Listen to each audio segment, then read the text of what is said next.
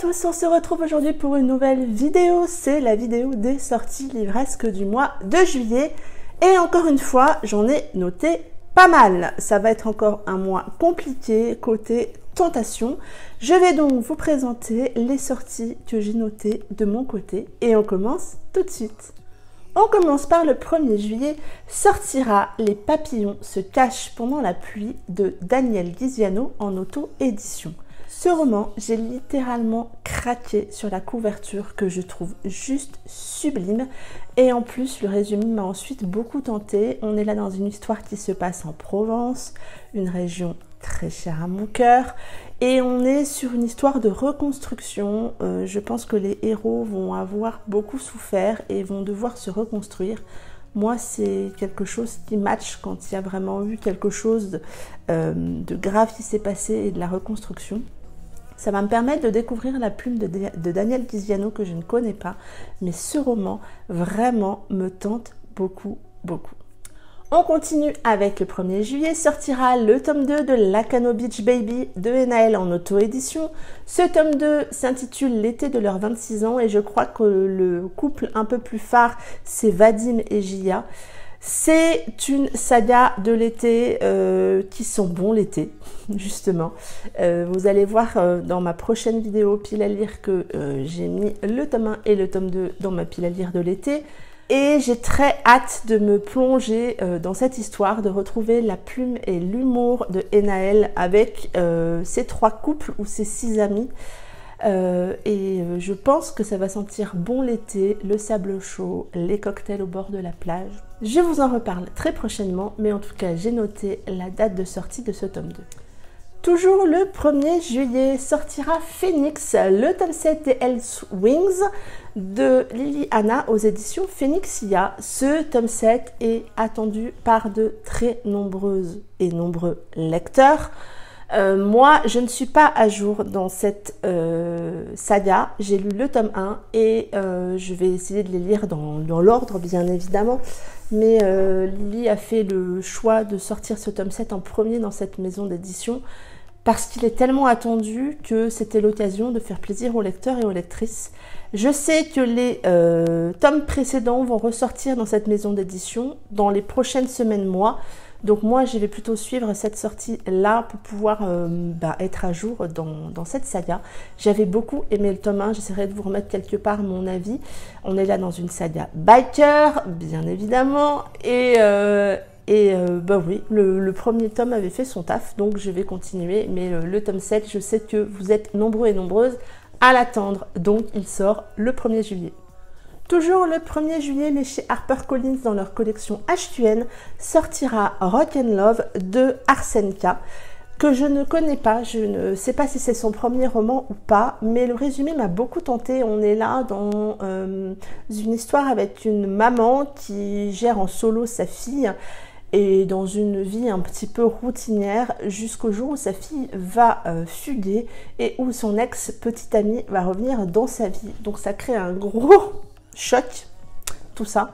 Elle est avocate, son ex-petite amie revient parce qu'il a des ennuis et qu'il a besoin d'elle. Bref, le résumé a l'air tentant, donc j'ai noté la sortie et puis on verra bien ce que ça donne. On passe au 2 juillet, chez Hugo Roman, sortira T'atteindre de Elsie Venot. Elsie Venot, c'est une auteure que je n'ai encore pas lue, que j'ai très envie de découvrir et je pense que je vais la découvrir avec ce roman. On est là dans l'univers de la danse, d'un jeune sportif qui, en voyant une vidéo autour de la danse, va littéralement bifurquer et va s'orienter vers la danse en laissant tous ses autres sports entre parenthèses. Et ça m'a plu comme résumé, je trouve la couverture juste sublime, donc je vais me laisser tenter. Celui-ci il est précommandé en papier, donc je viendrai vous en reparler prochainement sur la chaîne, je l'espère. Ça sera pour moi l'occasion de découvrir la plume de Elsie Venot.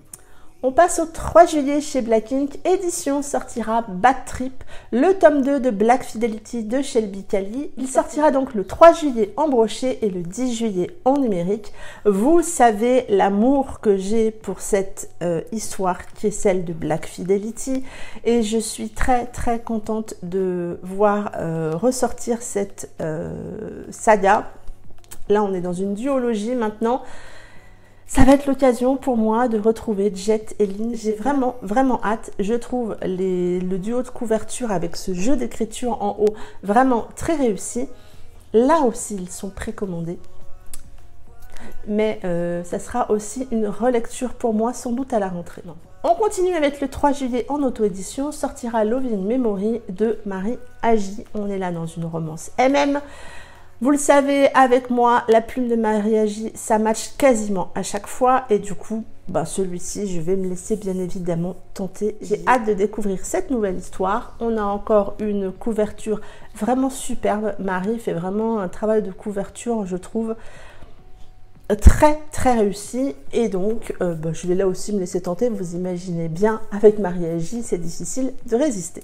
On passe au 4 juillet, aux éditions Addictive, sortira Sulfurous Bad Boy de Laura Black, qui est une auteure que j'ai déjà vue passer plusieurs fois, mais que je n'ai jamais lue. On est là dans une histoire avec une jeune fille indépendante, assez indépendante, et un homme assez sombre et torturé. Le résumé semble assez classique, mais je me dis pourquoi pas. En tout cas, je l'ai noté aussi en sortie pour ce mois de juillet. Ça sera peut-être l'occasion pour moi de découvrir la plume de Laura Black. On verra. On passe au 8 juillet chez MXM Bookmark. Dans leur collection Infinity sortira La promesse de l'avenir, le tome 2 de Fallen de Ali Martinez. Je n'ai pas lu le résumé de ce tome 2 puisque je me suis acheté le tome 1 en e-book au cours du mois de juin. Il m'avait beaucoup tenté, j'avais vu passer des avis assez sympas. Du coup, forcément, quand j'ai vu que le tome 2 sortait en juillet, je l'ai noté sur les sorties du mois de juillet. Mais j'ai pas voulu lire le résumé de peur de me spoiler un peu le tome 1. Mais du coup, c'est noté dans mon cahier. Et puis quand j'aurai lu le tome 1, je me procurerai sans doute ce tome 2. Je trouve le travail des couvertures, elle est assez sombre. Mais justement, ça amène un côté assez mystérieux. Et le jeu d'écriture, moi j'adore. Donc voilà, vous le savez que moi, les couvertures, ça fait quand même un peu le job. Pas uniquement, mais ça fait quand même un peu le job. Donc, je verrai pour me procurer ce tome 2 quand j'aurai lu le tome 1. On passe au 9 juillet chez Hugo Roman. Sortira le tome 2 de London and Shay de Brittany Setcheri. Ce roman est un spin-off de Eleanor and Gray et il est en 2 parties. Donc le tome 1 est déjà sorti en juin, si je ne me trompe pas. Et donc là, on a le tome 2. Je suis assez curieuse de voir ce spin-off en tome 2. J'ai prévu Eleanor and Gray dans ma pile à lire de l'été. Donc si ça match, je me procurerai sans doute ce spin-off pour voir un petit peu ce que ça donne. Beaucoup ont aimé en fait ce duo dans Eleanor and Gray et attendaient ce spin-off. Donc à voir si moi aussi ça me fait la même chose. Toujours le 9 juillet et toujours chez Hugo Roman, mais dans cette fois-ci chez Hugo Poche, sortira La Louve et le Glaive, le tome 3 des McCoy de Alexiane Thiel. Vous le savez si vous me suivez un tout petit peu sur Instagram, j'ai vraiment craqué sur cette saga à cause de Kim. Et du coup, je me suis procuré le tome 1 et le tome 2 et je me suis précommandé ce tome 3.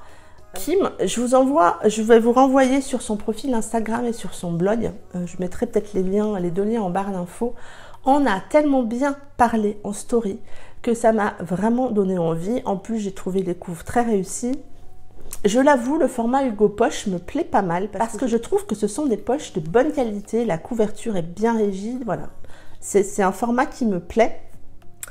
Et du coup, oui, celui-ci, je vous l'avoue, il est aussi précommandé et va atterrir bientôt dans ma bibliothèque, même si je n'ai pas encore commencé la saga.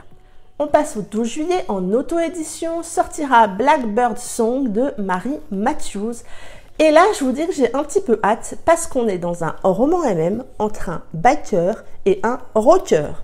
Donc, quand on a du MM avec 2 univers que moi j'aime mais qui vont un petit peu se rencontrer dans un même roman, je pense que ça va donner un petit truc sympa. Donc là aussi, j'ai hâte de découvrir cette nouvelle histoire de Marie. Je vais la lire très prochainement et je viendrai vous en reparler en vidéo. J'ai hâte parce que là, je me demande vraiment ce que ça va pouvoir donner comme rencontre entre un biker et un rocker. On passe au 15 juillet chez Rainbow, sortira Sous la même étoile de Tigit Lune, qui est un auteur que j'aimerais beaucoup découvrir, mais que je n'ai jamais lu. J'avais en l'occurrence dans ma pile à lire La loutre et le moustique. Je crois que c'est ça. J'espère, sinon je mettrai ça ici. Et là, le résumé m'a beaucoup tenté. On est là sur un homme qui a perdu ses parents, son grand frère refuse de lui parler, il vient de perdre son job. Bref, ça fait beaucoup. Il décide de se ressourcer dans le chalet familial qui devait être vide et qui ne l'est pas. On est là dans une romance MM.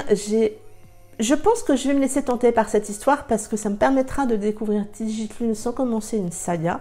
Et puis si vraiment ça le fait, ben, je continuerai. Je trouve en plus la couverture très réussie. On passe au 17 juillet et autant vous dire que cette date est notée en rouge dans mon calendrier. Sortira Wild Thing de Blandine P. Martin en auto-édition, le spin-off de Wild Crow sur Yale. Et j'ai vraiment hâte de me replonger dans l'univers des Wild Crow. Vous savez que cette saga est chère à mon cœur et que ben là je suis hyper contente de pouvoir retourner dans cet univers avec cette nouvelle sortie. Là aussi je vais la lire très prochainement. Et je viendrai vous en reparler très prochainement, mais vous savez à quel point je suis hyper contente. J'ai hâte de voir ce que Blandine nous a réservé dans ce dernier opus. On passe au 23 juillet, sortira en brochet et le numérique sortira le 29 juillet. Bad, Blonde and Disaster de Eva Rowe aux éditions Black Ink. J'avoue, je ne suis pas super fan de la couve. Je trouve qu'elle fait trop, mais j'espère que ça va coller avec l'histoire. On est là dans un spin-off de AD si je ne me trompe pas, et du coup ça va me permettre de retrouver la plume de Eva que j'avais beaucoup aimée dans AD. J'ai d'ailleurs toujours Mo dans ma pile à lire. La couverture laisse présager quelque chose de pétillant. Je pense que ça va être pétillant et drôle. Donc voilà, j'ai noté aussi cette sortie, mais celui-ci je ne l'achèterai pas en papier parce que je ne suis pas super fan de la couverture.